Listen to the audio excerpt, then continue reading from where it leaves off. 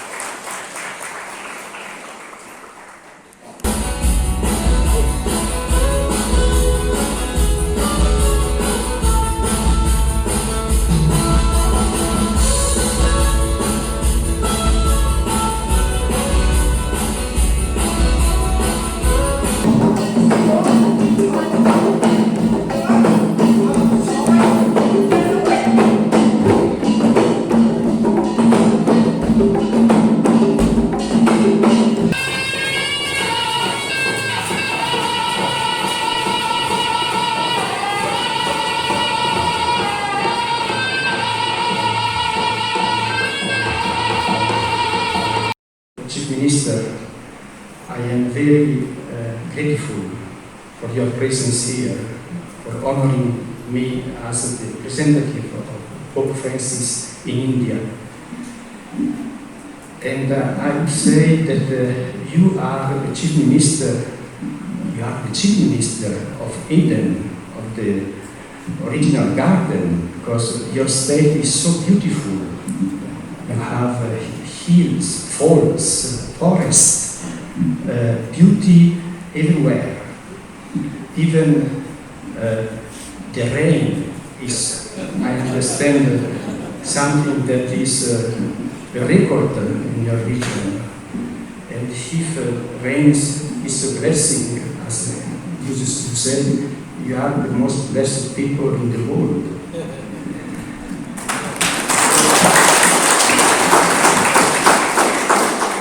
As you mentioned, from your personal experience, the Catholic Church in India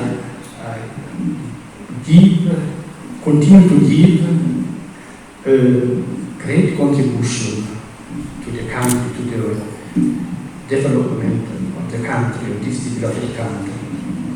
And this is a point that we should also underline, promote to the national, to the central government.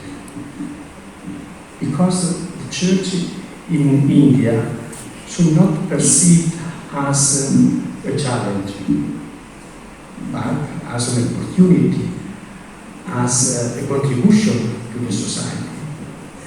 And I think that you, in your position, certainly you already done, but I encourage you to convey this kind of message also to the central government. And to the Catholic Church here in Shillong, my message is, as Mr. Barnabas said, synodality. We have to really experience something new among us, a kind of communion and participation and also action in multiply the talents, as Archbishop John mentioned to us, to be missionaries in our midst. And in doing that, but I have to admit that I didn't prepare any formal written speech. So, what I can say, I will tell something that comes from my heart. And I hope that it will be good and acceptable from you. As you understand, English is not my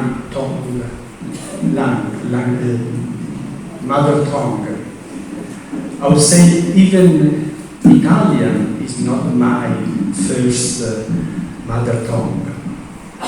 As Father Thomas mentioned, I come from a region in Italy, north of Italy, from Bergamo, region mountainous, from a small village, and in my family we speak our local language, the Bergamasco. And Father Thomas mentioned the great Pope John the 23rd. He used every morning to pray God, thanking Him for creating him. Thank God to make him a Catholic, but also used to add, I thank God to make me a Bergamasco, and was very proud to be a Bergamasco. So I think also for you, that you are from different tribes, you are so this evening the Garugans, Jainsiagans, Kasigans, all are expression of your culture and tradition, and say to me that you belong to different tribes, you have different local languages. And I think that you have to be proud, as I am proud to be a Bergamasco. You too, you have to be proud to belong to your own tribe and to keep alive traditions, culture, and identity. But first of all, we have to feel a brotherhood. We have to feel unity among us. First of all, we are brothers and sisters in God. We are brothers and sisters in Christ. And so, from the diversities that is part of our specificity, belonging to different languages and tribes, from that diversities should come the unity in our faith, unity in Jesus Christ. Somebody said in the early part of this ministry, to have him in Northeast India, we are really privileged.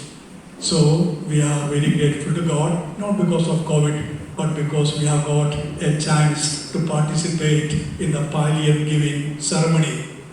As it was told, Shillong is a Catholic and a Christian center. If it was normal times, the whole Maidan would have been filled with the Catholics to see how their Archbishop is receiving the pallium. But now it is limited to a small number. But we want to tell you that we have got a strong church in Meghalaya especially. Look at your left, we have got a MP Catholic, and on your right, the Chief Minister who is a Catholic, and many others. And also I suppose there are many other Christians who represent the church in Northeast India. One of my favorite passages in the Bible is the parable of the talents. We read it in the Gospel of St. Matthew, chapter 25, verse 14 onwards. It speaks about a king who before he went for a trip gave 5 talents to one of his officers, 2 talents to another one, and 1 talent to the third, and he went abroad. He came back after a long time, and when he came back, he asked for an account of the talents which he had given them. The first came and said, "Sir, the talents you have given us, it has doubled." The third one said, "Sir, here is your talent. I kept it safe. I had buried it, and now I want to give it to you." All the talents which are spoken by Jesus is meant for the people to examine themselves. What does this talent tell me? What does this talent tell you? This parable tell you? This parable tells us that we are all different. God has made us different. So as a result, He does not want any competition among ourselves, because I am different and he or she is different. So as a result, I try to develop the talent, multiply the talent which I have got without reference to others. I stand here as a Catholic to welcome His Excellency to our state. It is indeed a great honor, and the joy that is there in the hearts of the 1 million Catholics, and in fact the 3.8 million citizens of our state, and I'm sure the entire region of the Northeast is indeed very happy to have you here today, Your Excellency. It is after a very long period of 11 years that the Apostle Nuncio has come to our state. Therefore, it is indeed a really great moment and a very, very happy moment for each and every one of us. A few days back, I was interacting with one professor from Oxford University. His name is Professor Land. He is an expert on organizations, governance, and he looks at how to make an organization and government more productive. So he mentioned to us in his presentation and discussion that for an organization to be more capable, more productive, we must start with a purpose. We must have a passion, and we must have an organizational structure to be able to deliver that particular purpose or passion that one may have. Our church makes up just 1.55% of the population of this country. And yet, if you see the contribution that we have made to the country, to our region, to our state, and to many lives and individuals who are in this room and who may not be having the pleasure or the honor to be here today because of restrictions, it is huge. You look at the country as a whole, the number of schools that was mentioned, hospitals, the number of social organizations, the number of individuals who may not be Catholics but passed out from these schools today, sitting in top positions in different organizations, ministers, MLAs, CEOs of companies, have come out from Catholic institutes. This is a contribution of the Catholic Church. You look at our state of Meghalaya. I don't have to tell any one of you about the contribution that had been made by the Catholic missionaries, by the Catholic priests, by the Catholic Church today to make a difference in the lives of our people. if I were to look at it at my personal level, like our Honourable Member of Parliament, Mr. Vincent Pala, was saying, a large number of us, I would say each and every one of us, are standing here because of the church. The impact that the church had in my personal life is known to everybody who's sitting out here. My father was picked up when my grandfather passed away. He was just 7 years old. And one of the fathers came and found him to be talented, quite intelligent, supported him, gave him education, and he became the Chief Minister of the state, and he also became the Speaker of the Lok Sabha. And the values that were taught to him were passed on to us. The beliefs that were given to him were passed on to us. So we are here, standing example of how the church has made a difference in our region, in our state, and the lives of the people of our country. of Shillong hosted the 8th National Youth Convention in this very place. Your visit, I am sure, will not only rejuvenate the pastoral spirit and enthusiasm of all the priests and religious leaders, but will boost, energize, and strengthen the faith and enthusiasm of the Catholic faithful in the Archdiocese of Shillong, in the Northeast in general, and Meghalaya in particular. The contributions and influence of the Catholic missions in this part of the country have hugely impacted the cultural, social, and economic development of the areas wherever the Catholic missionaries have set their foot and established their missions.